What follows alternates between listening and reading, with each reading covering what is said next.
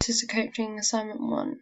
So firstly, the role of Danny Carey. So Danny Carey is a sports manager, so that's his role for the England women's hockey team.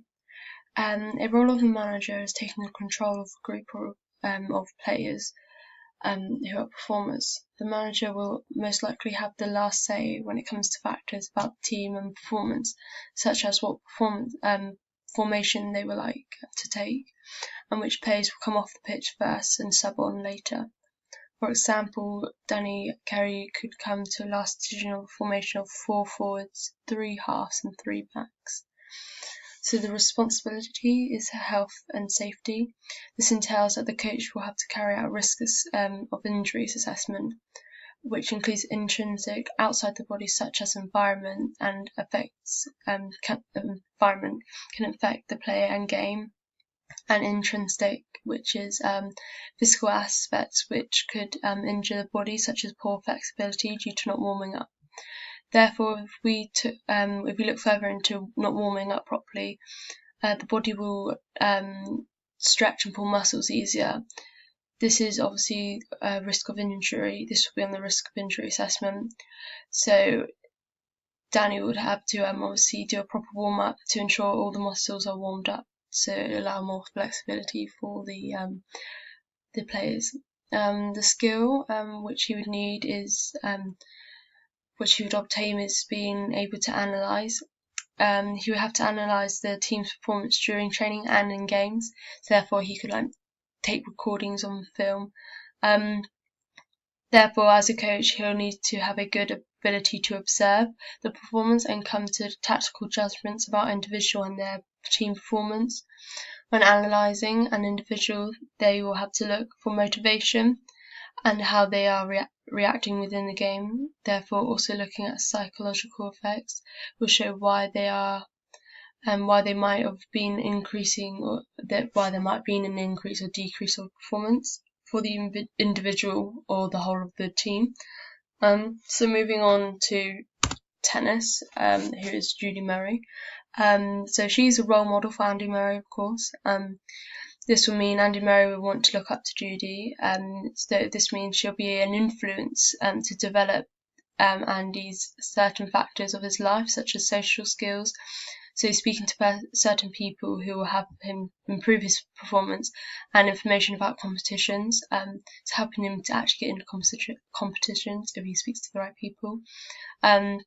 And she will also help with his psychological behaviour on court and off court, therefore improving how he reacts to certain situations within everyday life, and develop his health to have an increase in performance, allowing him to win more games. So the responsibility is she'll have to follow professional conduct. This means her approach to the situation has to have the correct behaviour, because the outcome of them will affect the athlete's current and future performance. Also, making sure that the environment which he will be learning in and performing in is safe, allowing the athlete to feel comfortable and being able to perform at a good level. She'll also have to have a professional relationship. Due to being a family relative, she'll have to set aside the emotions, obviously, from a family relative, from a coach. So the skill for Judy would be communication, which is needed very highly for any coach. If done correctly, it will allow information to be exchanged between one another. Normally, the coach will communicate to give them feedback about the positive and negatives of their performance. There are 2 ways of communication. Firstly, there's verbal communication. This is normally done by speech, and this can be simple or complex sentences being spoken to one another. The other way is non-verbal. It can normally be done by hand signals or body language. As a coach, body language can be interpreted differently from what you think to a player thinks. So in certain situations, therefore, you need to be careful what body language you're putting out there, because the athlete might be seeing it negative when you think it's positive, or just the wrong way around, and it could decrease their performance or increase.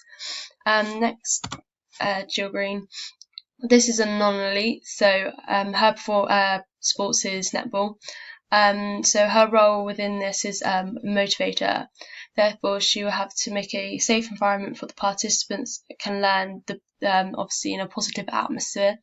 Allowing the participants to improve within their sports, Jill will have to give them feedback, but a combination of both positive and negative, mainly finishing up on positive, such as if a wing attack player is good at intercepting the ball, but the accuracy isn't very well when passing the ball on to another player, at halftime they can speak about this and just make the player aware of it.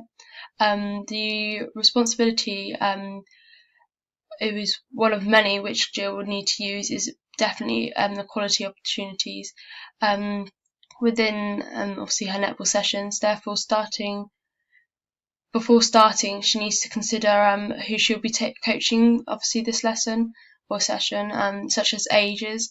Therefore, making sure the level of netball can be done by everybody of that age. Also, making it easier or harder depending on a participant's ability.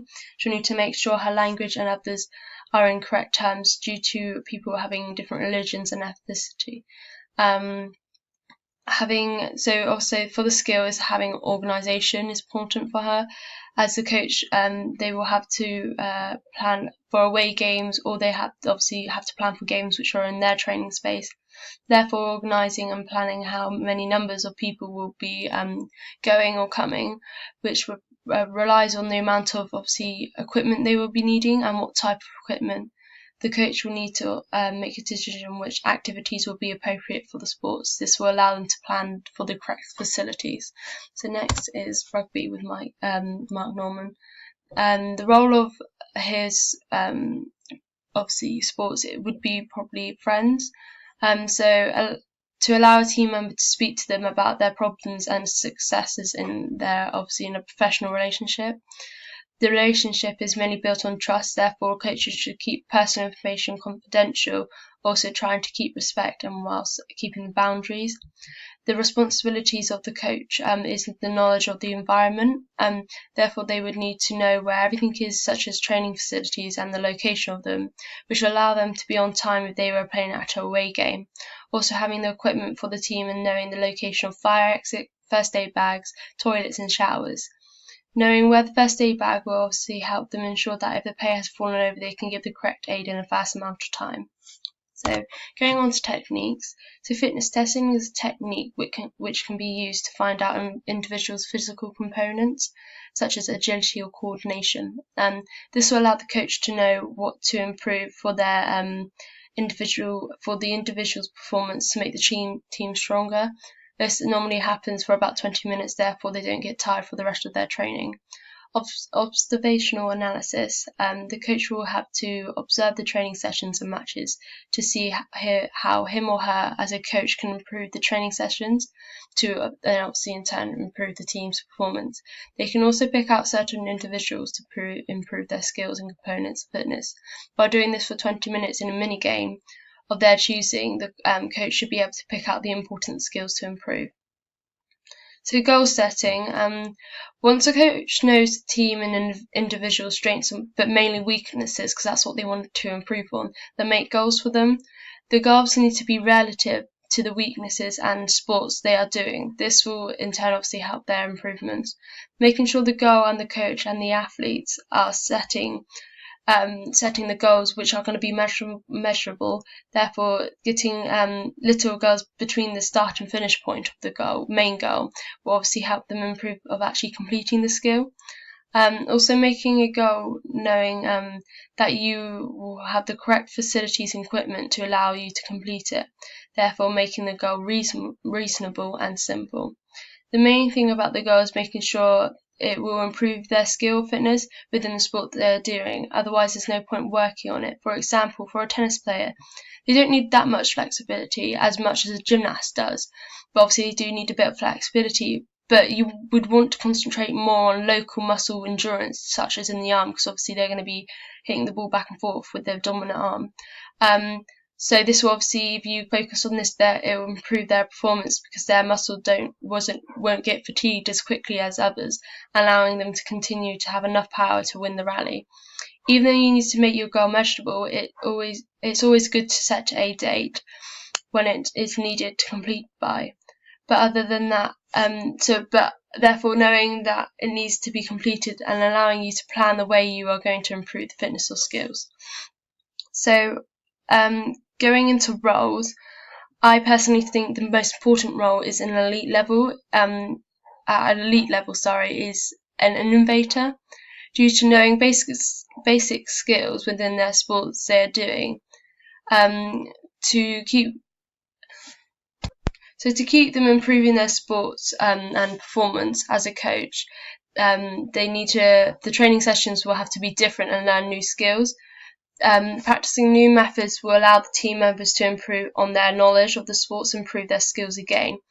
So, whereas in a non-elite, I don't think an innovator is one of the biggest roles, but you would obviously still need to use it. But being a non-elite, they'll be learning the basic skills within sports and helping them understand the obviously rules and regulations of the sports. It's much simpler. But once they have learned it, obviously the coach can then start to focus on improving individual skills by being creative about the next training sessions they do.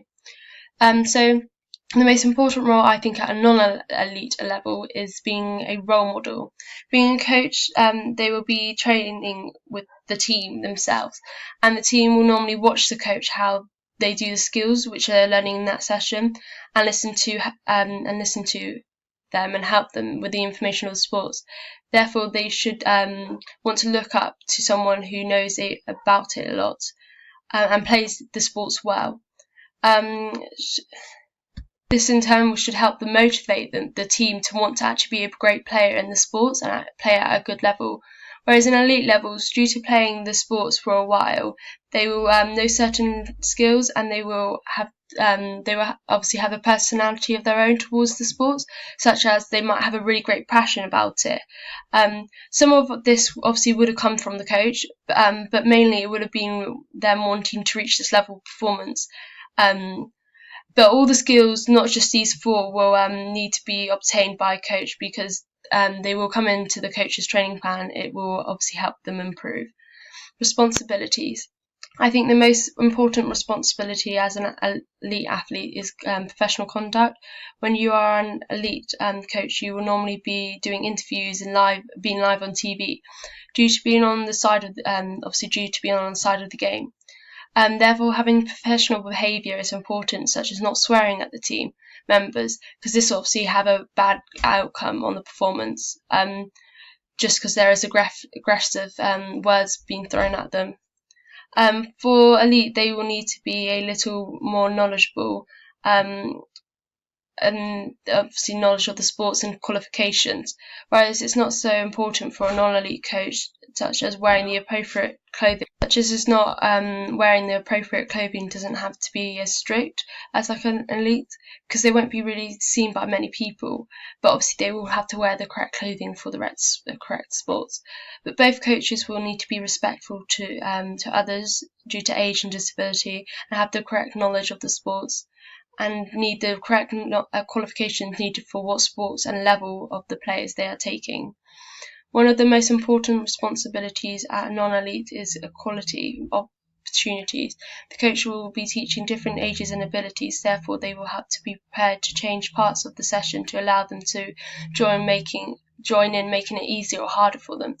If they didn't, they wouldn't be able to get the same experience and get the same knowledge of the sports.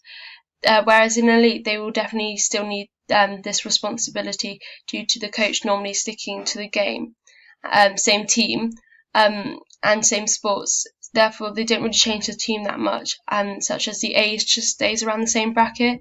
Therefore, they don't do the same. Therefore, they can do the same as some older, so yeah, they don't have to change to tag rugby to contact rugby. So for example, you can have a 12-year-old with a 20-year-old elite athlete, because he or she hasn't developed their bones yet properly, so they'd most definitely get hurt.